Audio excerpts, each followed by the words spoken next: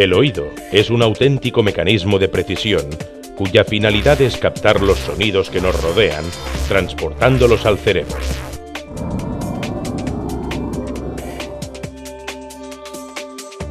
Cuando se produce un sonido, el aire vibra creando una onda sonora.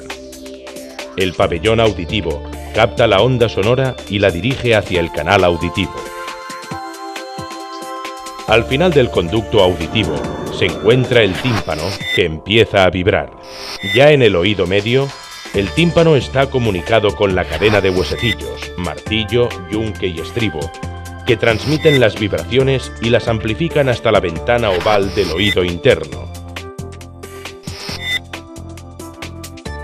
En el oído interno, un líquido estimula las terminaciones nerviosas llamadas células ciliadas.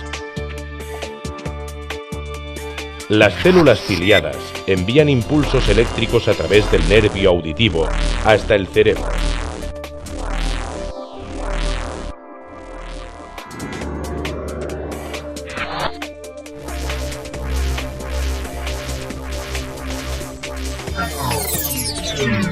El cerebro decodifica estos impulsos, produciéndose entonces el fenómeno de la audición.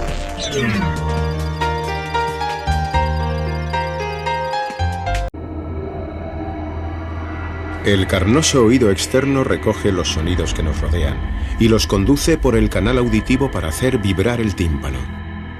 Al otro lado del tímpano, estas vibraciones son transmitidas a través del oído medio por unos huesos diminutos. Estos son los únicos huesos que dejan de crecer poco después del nacimiento.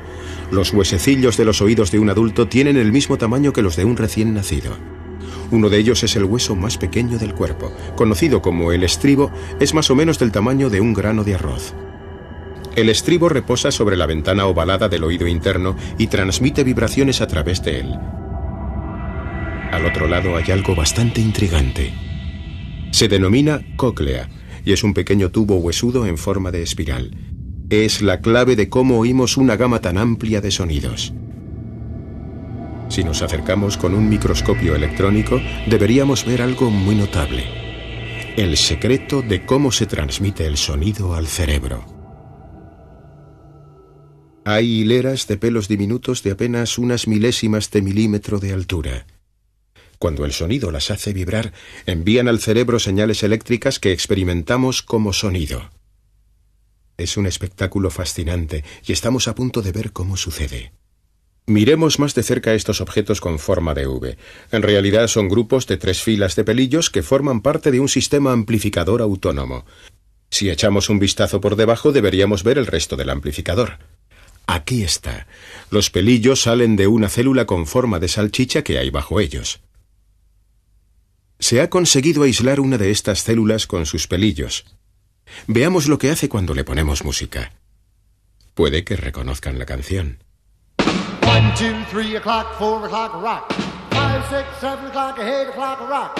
9, 10, 11 o'clock, 12 o'clock, rock. We're gonna rock around the clock tonight. Todos bailan literalmente. La respuesta excitada de estos pelillos amplifica las débiles vibraciones que llegan aquí del mundo exterior. Y lo hacen tan bien que podemos oír el sonido de un alfiler cayendo al suelo. Desgraciadamente, desde el momento en que nacemos, estas células empiezan a morir una por una.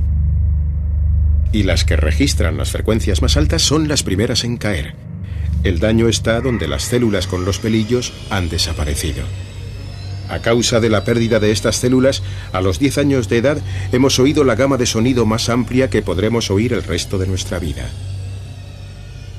A medida que envejecemos, algunas personas siguen oyendo relativamente bien, pero en otras han desaparecido tantas células amplificadoras que solo pueden oír ruidos fuertes. La mayoría ya no puede oír las frecuencias altas. El sonido del metro de Nueva York, que a los más jóvenes les puede sonar así, será percibido más bien así.